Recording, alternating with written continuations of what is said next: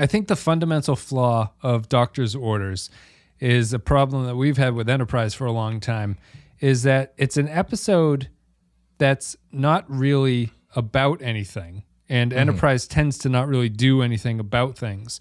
But at the same time, it also doesn't play really fair and true with a hard sci-fi concept at the same time. So it ends up in this weird wishy-washy space where I wish they had gone either direction and it would have been better, but they went right down the middle and the episode ended up right down the middle.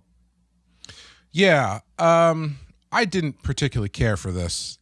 I think for a lot of the reasons that you're saying, I found it pretty boring. It seemed like it could be an interesting setup, but they didn't really do anything interesting with it. And I could see all the turns coming a mile away. And every turn that they gave you, though, was just a complete fabrication. Yes. There was it wasn't born of any story that was being told. It was just a total, we need to throw a wrench into the mix here. Let's just make something up. Like whether it's... well, let's start at the beginning with this one, right? Like, sure. I was wondering if I needed to watch this episode again because I felt the same, that I was going like, all these twists are not being earned that they're giving me. So it's annoying me. For instance, I think it starts at the start with, T'Pol is never mentioned that she's going to be staying awake with him, right? Before he sees her in the ship. I don't think so.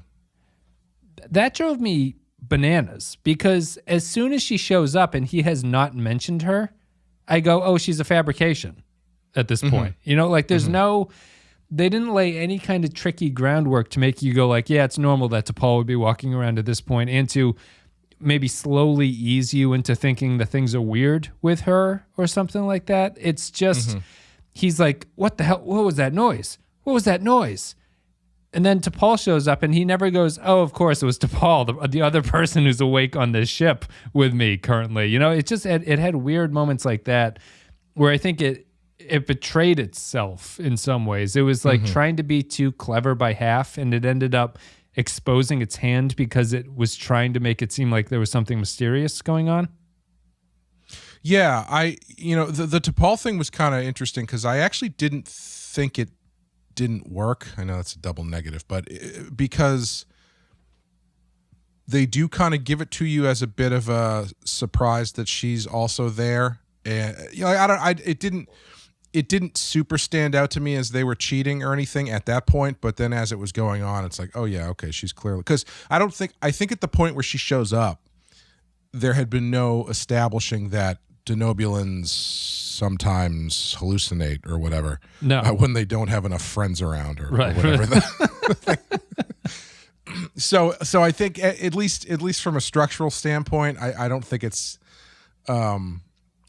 beyond the pale to assume that maybe she might be real. Even though Phlox does not bring her up at that point. Doesn't he bring her up in the letter that he's writing to his friend? I can't. Does he? If he does, my entire point is wrong.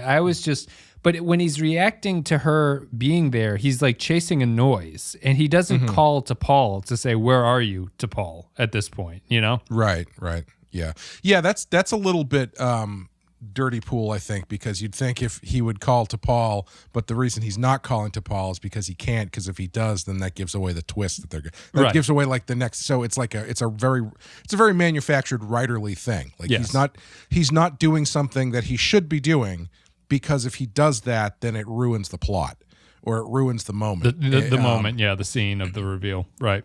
Yeah, and I think that just runs through the whole episode, especially when you get to the end and you get this reveal. When you get the reveal that she is actually a hallucination, it just makes me go, then what was the point of any of this and any of the conversations that they had if there was no actual character stuff going on? It's just him talking to a figment of his imagination. I don't know.